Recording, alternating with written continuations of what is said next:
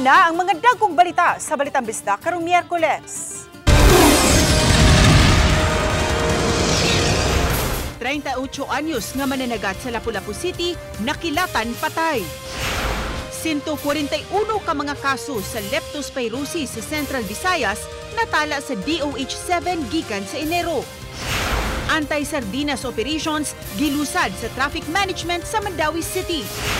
Ug mga iglalabay nga hablon sa Argao gihimong obra sa 23 anyos nga fine arts graduate. Kini ang GMA Regional TV, Balitang Bisdak. Mayong hapon, ako si Cecil Kibod Castro. Patay ang usa ka 38 anyos nga mananagat sa barangay Punta Engaño, Lapu-Lapu City, human gikatahong naigo sa kilat kagahapon sa hapon. Si Luan Mirondina sa report. Naghayang na sa iyang baruto nga wa nay kinabuhi ang 38 anyos nga si Teodolito Intan, dihang nabantayan sa usa ka 16 anyos nga lalaki nga naghabwa og tubig sa ilang motorbangka. Dihang iyang gipadulan ang katunga sa lawas ni Teodolito anaa sa dagat, samtang ang iyang mga paa paingon sa tiil anaa pa sa baruto. Matod sa live-in partner ni ini nga si Teresita Kaay, nibiya kini sa ilang balay pasado alas 2 kagahapon sa hapon aron managat. Ug kay duol ra usab sa dagat ang ilang panimay, na sinati gayud nila ang kusog nga uwan ug pagpangilat.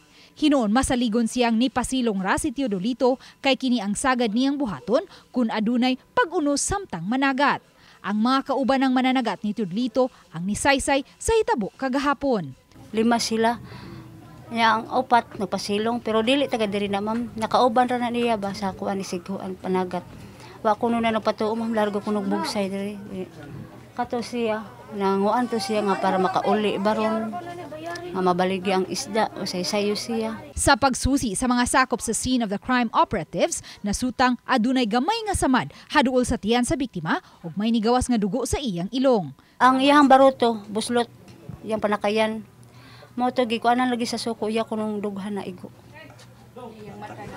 Naapoy kuan lugo nga dugo. Pan kay way nakitang sunog nga parte sa baruto, girekomendar sa Lapu-Lapu City Police nga mapaubos gayod sa autopsy ang patayng lawas sa biktima aron masuta ang tinuod nga hinungdan sa kamatayon ni ini. Kung ako kuan pabuton din nato kinahanglan lagi autopsy. Mao gani. Asa mo kog kwarta ibayad? Initially, wa man sa nakita nga foul play sad pero malagi na so confirmity og nakilat bigi nakapatay siya or laing kuan mo na to atang ipotopsy pero kung kumbinsido na ang pamilya dili naman sa kinahanglan nato di siyang pugson og ipotopsy. Ang pag-asa ni pagawas man og sunod-sunod nga mga thunderstorm advisory kagahapon gikan sa udto hangtod sa gabii diin lakip sa apektado ang Lapu-Lapu City. Example, ang mga nanagat nakakita na silang cumulonimbus clouds, so kanang clouds sa dagom kaayo, nakadungog na silang dugdog. So dapat ayaw na magpadayon o mo mangisda because at unang-una likayan ang bodies of water kanang mga metals because sila ang mga best conductors man. And as long as possible, dagan sa pinaka-safe na area. Nailo ni Teodolito ang iyang live-in partner ug 8 ka mga anak. Nanawagan siya ngadto sa lokal nga hagamhanan nga mahatagan unta siya og trabaho kay wa siya'y kapanginabuhian. Naglibog pa ko ma'am unsay plano na ko ani nga asa mi panginabuhian nga ang among gisaligan na wagtang na. Ang mga migtabang sa ginagmay o amo ang ginagmay nga magamit. Mauran ang taon ako ang maistorya ma'am sa naminaw kung maluoy sila in taon. Sa social media page ni Lapu-Lapu City Mayor Cindy King Chan, gipadayag ni ini ang pahasubo ngadto sa pamilya ni Teodolito. Gipasalig usab ni ini nga abagahon sa dakbayan ang tanang gastuhan sa pagpahiluna ug paglubong sa patayng lawas ni Teodolito. Misaad usab kini og dugang hinabang pinansyal ug family food packs alang sa nailong pamilya. Uban ni Marlon Melgazo, Luan Mirondina, Balitang Bisdak. Pasidaan sa Department of Health sa Rion 7 nga mag-amping sa pag-ubog sa baha kay moabot na sa 141 ka mga kaso sa leptospirosis ang natala dinhi sa Central Visayas. Sayrantang detalye sa report ni Alan Domingo. Gikan sa Enero hangtod sa Agosto 5 niing tuiga miabot na sa 141 ang natalang kaso sa leptospirosis. Matod sa DOH sa madapit sa Sugbo ug Bohol. Matod ni Dr. Jonathan Neil Erasmo, ang Assistant Regional Director sa DOH-7 nga sagad sa gitakbuyan sa leptospirosis tagadakbayan sa Sugbo ug Mandawi.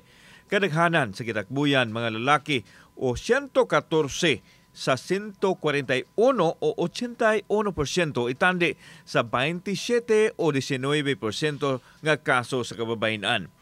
Ang labing batang nagka-leptospirosis ang masuso nga usa pa lang katuig. Dili pa matumbok sa DOH kung nganong nagka-leptospirosis ang bata. Sa data sa DOH, misaka ang mga kaso sa leptospirosis sa sunod-sunod nga pag-uwan-uwan sa miaging buwan sa Hulyo nga nasinati usab ang halapad nga pagbaha. Nakuha ang sakit gikan sa ihi sa mga ilaga nga posibleng nasagol sa baha ug misud sa lawas sa tao agi sa samad sa taong miubog sa baha. Kasagaran makuha ni sa kanating baha, no. In fact, diri sa Metro Cebu ug sa ubang mga lugar, no, even sa national, ang paglusong gud sa tubig sa baha, no, mao'y primary reason, no, nga naong natakdan sila. Sa pasiunang kasayuran, wa pay natala ang DOH nga nakalas tungod sa leptospirosis karong tuiga apan nabalakas kadaghan sa mga taong gitakbuyan ini. Pasiraan sa DOH sa mga tao nga magkonsulta dayon sa health center o kahapudangop sa doktor aron matagadayon ang kahimtang tungod kay matambalan man ang maong balatian. Hinsaka siya sa panahon ng ating ulan. So kung kabantay ta katong July, nagsunod-sunod atong mga tropical storm, although dito sa Manila or sa Luzon heat, pero affected tano by the monsoon rain, no? Gitata usab ni Dr. Erasmo nga likayan ang self-intake sa prophylaxis human muubog sa baha kay mas maayong mukonsulta gyud una sa doktor. Symptoms na to, fever gud na, mag-una gud na, no? Nya chills, no? Nya kasagaran dunay redness sa eye. Kauban si Clover Lumayag, ako si Alan Domingo. Balitang Bisdak. Good news alang sa mga adunay balatian sa lalawigan ug sa dakbayan sa Subo, duha ka ambulatory care facilities nga gitawag og Sugbukas ang gibuksan natud sa founding anniversary sa lalawigan sa Subo. Muna ang report ni Alan Domingo. Kini ang Sugbukas nga nimutang sa sudlon sa Barangay Lahog ang usa sa duha ka ambulatory care facilities nga gibuksan. Kini subay sa programa sa Department of Health nga gipatuman sa Vicente Soto Memorial Medical Center uban sa pag-alayon sa provincial government nga maoy na nag-iya sa luna nga nahimotangan sa pasilidad. Mahatagan og mas halapad nga serbisyo ang katawhan dili lang sa probinsya kundi apil na ang taga-dakbayan sa Sugbo. Magsilbi kining extension sa VSMMC sa higayon nga magsugwak ang mga pasyente sa Tambalanan. Mamahimo makaperform og cesarean section ang pasilidad. Mitambong sa inaugurasyon ang Assistant Secretary sa DOH Attorney Christian Sakilabon, Governor Pam Baricuatro, Mayor Nestor Archibald ug Dr. Gerard Aquino. And this particular Sugbukas is 24/7. So how the question was how does this impact? It impacts it furthers po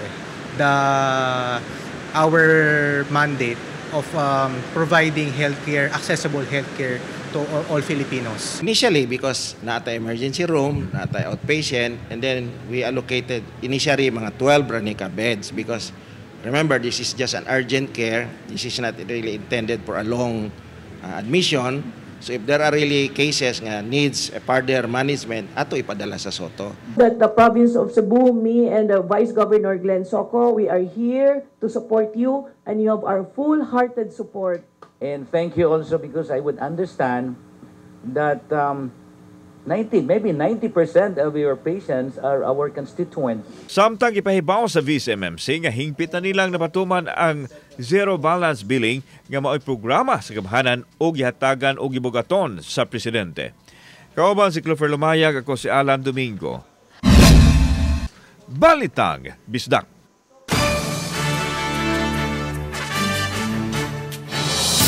Makapahingang hagayod kining obra nga ginama sa usa ka fine arts graduate nga gikan sa iglalabay nga hablon gikan sa Argao.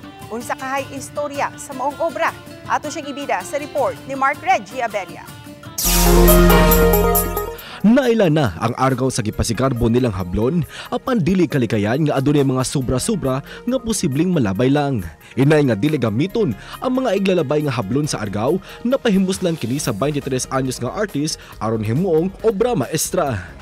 Kini ang gitawag nga hikot-hikot ni Chris Glide Monte, graduate sa kursong Bachelor of Fine Arts, major in Studio Arts sa University of the Philippines, Cebu.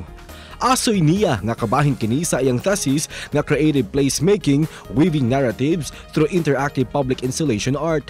Isip proud argawanon nga taga Barangay Lamakan, tinguha niyang mapatapok ug mapaligon ang pakikihimamat sa matag usa pinaagi sa iyang obra. Pinaagi sa akong obra, gusto na kong mahinumduman sa matag argawanon ang panaghiusa o connection sa matag usa ba.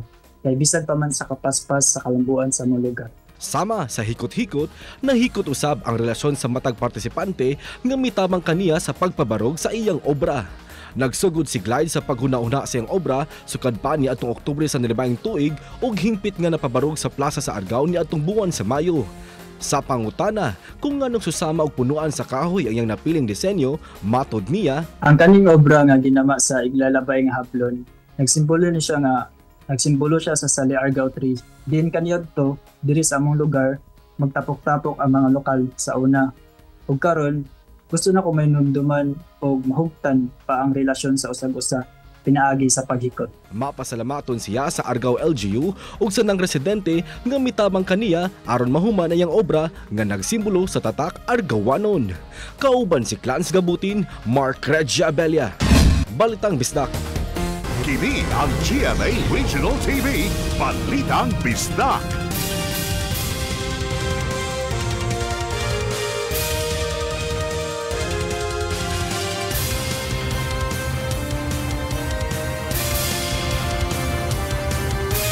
Kini ang GMA Regional TV, Balitang Bisdak. Sugda na sa pag-ayo ang nangagubang seawall sa Barangay Tangki, Talisay City tungod sa mga dagkong baw dala sa hanging habagat sa miaging buwan. Ang detalye atong sayran sa live report ni Fem Ridumabo. Fem?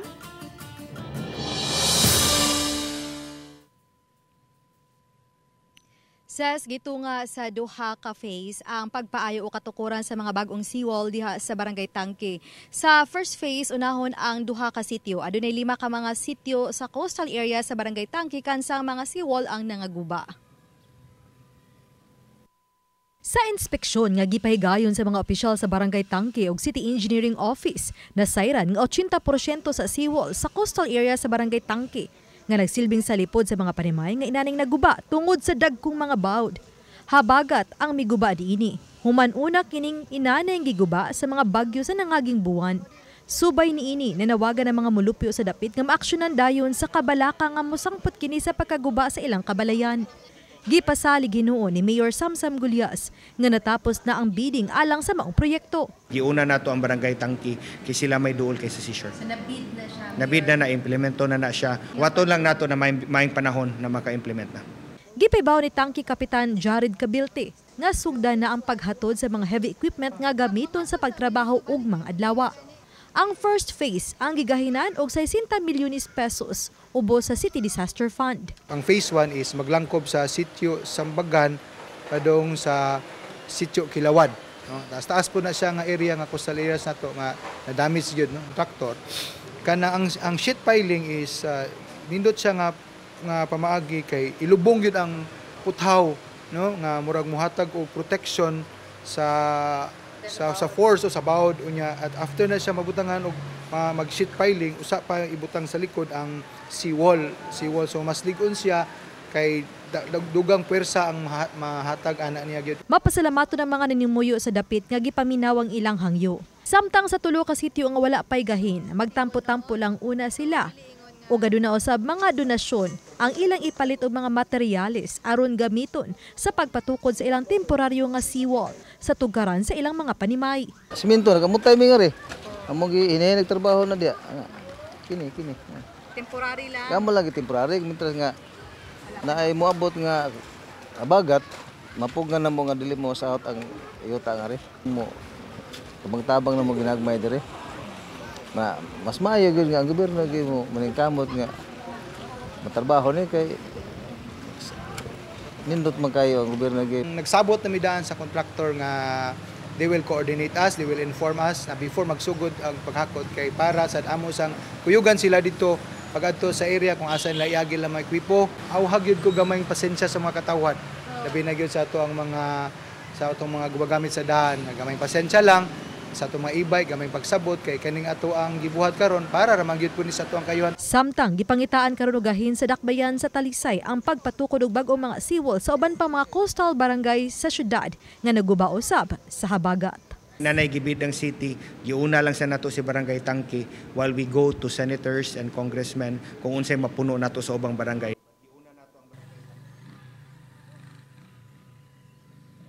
Sa katukuran niya sa seawall, himuon kini pipila ka metro ang gilayon gikan sa Kabalayan. Hinungdan nga napalantawan na nga aduna na unya usab nga baywalk o di ba ka alternatibo nga dan diha sa baybayon sa Barangay Tangke. Ses Dagang salamat, Femari Dumabok. Gipangsita o gibaharang i-revoke ang permit sa mga internet cafe sa Talisay City nga mudawat og mga minor de edad lapas sa alas 10 sa gabi kon curfew hours. Mubalik si Femari Dumabok sa report.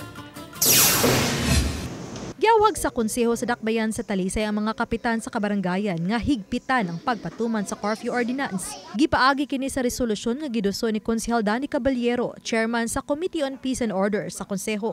Tipik sa resolusyon mao ang pagsita sa mga minor de edad nga mga residente og bisita sa barangay nga way kuyog nga mga ginikanan or guardian aron papaulion atol sa curfew hours gikan sa alas 10 sa gabi hangtod na sa alas 4 sa kadlawon.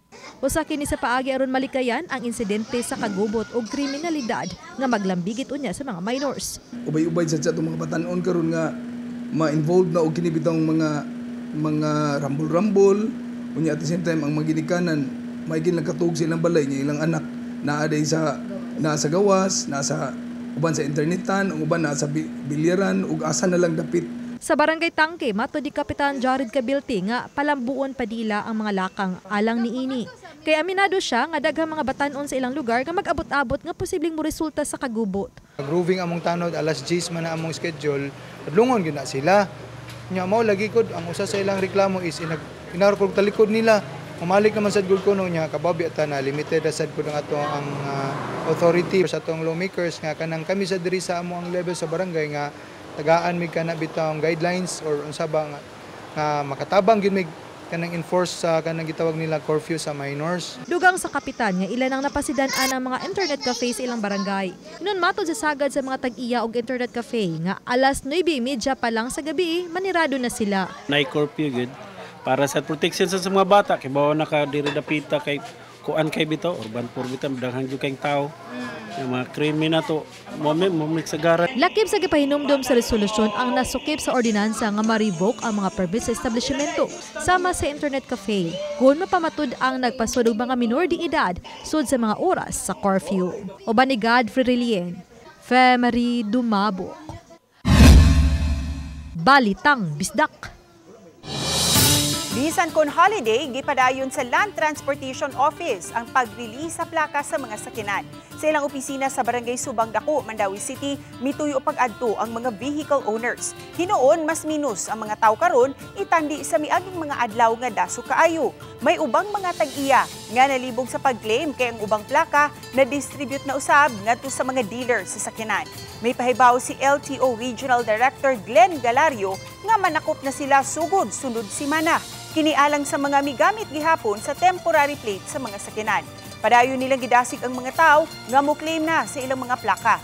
Usa sa hinabi sa Balitang Bisdak, musiyam na katuig ang iyang motorsiklo ug karon pa niya nakuha ang iyang plaka. Oh, dakop kilisod sad baya. Follow sa kuan. Siguro na lang yun. Yes, sir. Tanaw ni mo okay ra proseso. Oh, okay ra man. Kuan lang sa ko nga. Isaak de la Victoria. Namasin. Isaak de la Victoria. Kuan 2016. Niya karon pa na kuan. Karon pa. Oo. Isaak de la Victoria. Manakop na ra pa kuno. Lagi. Mao gikuyawan sa ko. Nagmalampuson ang gipahigayong Tandaya Festival sa probinsya sa Samar ug usa sa highlight sa ilang ika-184th founding anniversary mao ang Festival of Festivals ug Street Dancing Competition nga gipahigayon sa Calbayog City. Diin 11 ka mga contingents gikan sa nagkadaiyang lungsod ug syudad sa Samar ang nagtigi. Natuman ng ilang kalihukan, human giendorso sa Local Council for Culture and the Arts ug sa Provincial Tourism Development Council ang ilang resolusyon sa pagpatuman sa Tandaya Festival isip official festival sa probinsya sa Samar. Malaumon ang Provincial LGU nga mas mapaligon ang turismo sa probinsya. Ingon man, mapaambit ug mapalambo ang lain-laing kultura sa ilang lugar. Ang Hadang Festival sa Calbayog City ug ang Manaragat Festival sa Catbalogan City ang migawas nga mga kampyon sa street dance competition. Magkaiba-iba ang kultura sa bawat munisipyo and city. Gintitirok na natin through a competition, but makita natin ang mere purpose niya is i-united gyapon and makilala kada usa. Kini ang GMA Regional TV, Balitang Bisdak.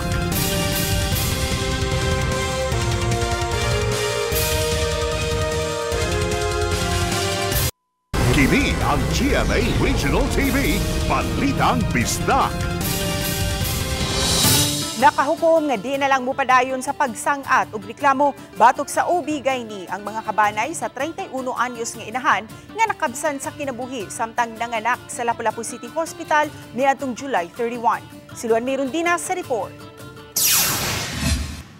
Gikonpermar ni Mitchayda Baflor Sumampong maguwang sa namatay nga inahan nga nagkaatubang na sila sa ubigay ni niadtong Lunes sa hapon, August 4, uban sa bana sa namatay ug mga opisyal sa Lapu-Lapu City Hospital. Iyang gisaysay ang mga pagpasabot sa ubigay ni ngadto kanila kun nganong napildi atol sa pagpanganak si Elsie. Parte atong dugay siya na CF kay napay nagtupira dito ma'am. So, dapat siya lang tayo isunod og CS. Na wala lang siya na kuha na yun na CS na yun. Kaya padong siya isa lang og CS. Mao naman tayo nahitabo, ma'am, nga ikuha na siya, nilagom na siya, bara naglisod na siya ginhawa. Matud niya, natubagman sa ubigay ni ang tanan nilang mga pangutana, lakip na kun nganong adunay mga samad sa naong ang bagong gihimugso nga anak ni Elsie. Ang katudang samad sa bibi, ma'am, kaya ngiyang bibi daw nagbabag tapos ulog.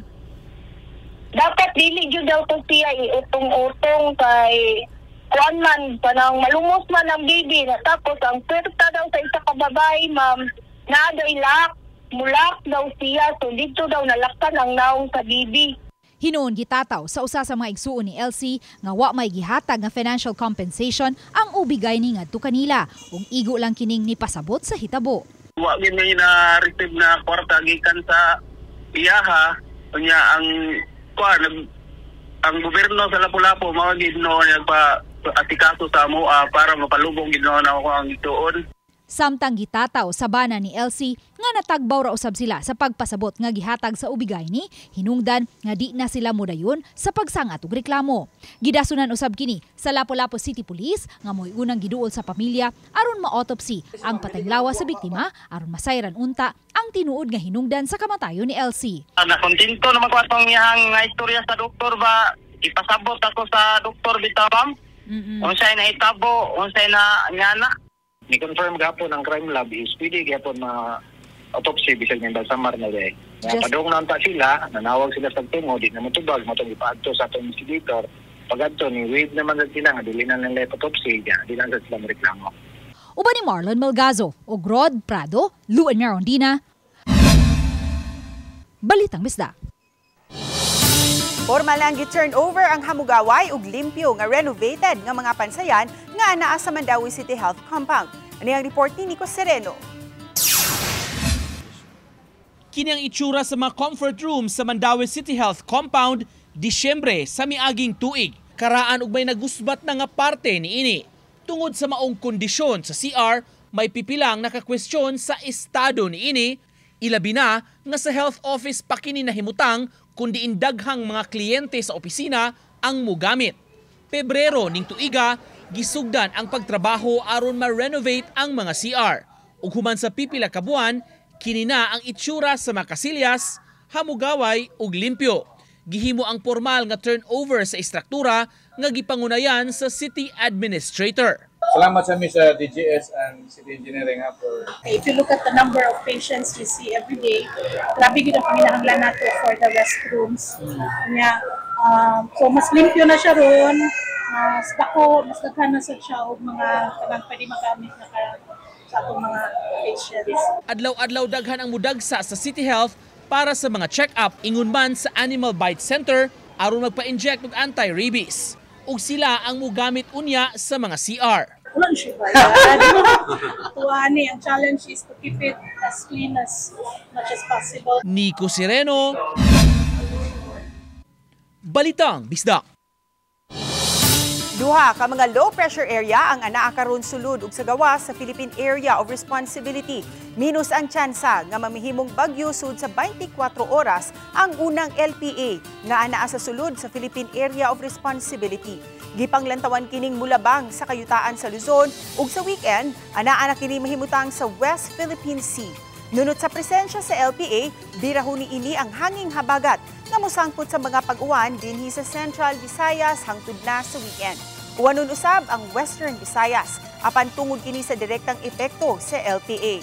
Samtang minus ang kahigayunan nga makasud sa Philippine Area of Responsibility ang ikaduhang LPA. So until this weekend, high chance or more than 60 or more than 50% ang chance sa mga pag-uwan due to habagat of the southwest monsoon. So, padayon ta mag-monitor kining gi-issue nato na rainfall advisory, including the thunderstorm advisory and also the color-coded heavy rainfall warnings. Humansa na sinating grabing pagbaha sa mga lugar sa Barangay Bulacau, Tabunok ug Lagtang sa Talisay City niadtong July 16 tungod sa bundak nga kusog nga ulan. Pipila ka higayon nga gipakigtagbuan sa Talisay City LGU ang DPWH ug ang mga kontraktor nga adunay proyekto sa Talisay. Matud ni Talisay City Mayor Samsam Gulyas nga sa maong mga tigom usa sa nakitang solusyon ang pagpadako sa internal drainage diha sa Bulacau. Gipaubos na kini karon sa bidding ug nasabutan nga mutabang ang mga developer sa mga subdivision sa bukirang bahin sa syudad nga mohimo usab og mga proyekto sama sa catch basin aron di na masinati pa ang grabing baha dinha sa National Highway ug sa mga lupa nga mga dapit. Naaman ang drainage pero ato ang gipadak-an ang internal drainages. So karon na naibid ang city na ang internal drainages diha sa Bulacau mulusot na padung sa Bulacau River. Talk to Santa Lucia because a lot of water diha sa Bulacau comes from the bukid and the subdivisions of Vista Grande ug sa Santa Lucia. So naslay gitabang namo na maghimo sa mga catch basin ug nasa slay buhaton na matabang namo na naslay pang donate na yuta na pwede nato himuon og drainage ug catch basin within Barangay Bulacau. Gi-heart sa netizens ang station ID alang sa 75th anniversary sa GMA nga aduna nay moabot sa hapit 7 million views online. Proud kapuso kaniadto hangtod karon kana ang mabati sa pagtanaw sa mga kapuso sa 75th anniversary station ID sa GMA Network. Nag-comment usab ang mga netizens sa ilang gibati tungod kay dili lalim ang 75 ka tuig sa paghatag sa mga istorya sa mga Pilipino nga naghatag og inspirasyon. Lakip sa giatangan ang mga paboritong kapuso stars nga milangkob sa anniversary station ID. Sa shoot sa station ID, taliwa sa ilang busy schedule, nag-abot ang daghang kapuso personalities. Gani dayag ang ilang kalingaw sa pagbuhat sa maong shoot ug mga makita sa behind the scenes. Nagpasalamat sila sa publiko sa padayon nilang pagsuporta sa milabayng katuigan ug sa mga muabot pang mga katuigan. Kami ang GMA Regional TV Balitang Bisdak. Kinatibok ang pwersa alang sa mas dakong misyon ug mas halapad nga pag-alagad sa nasod. Maayong hapon mga kapuso.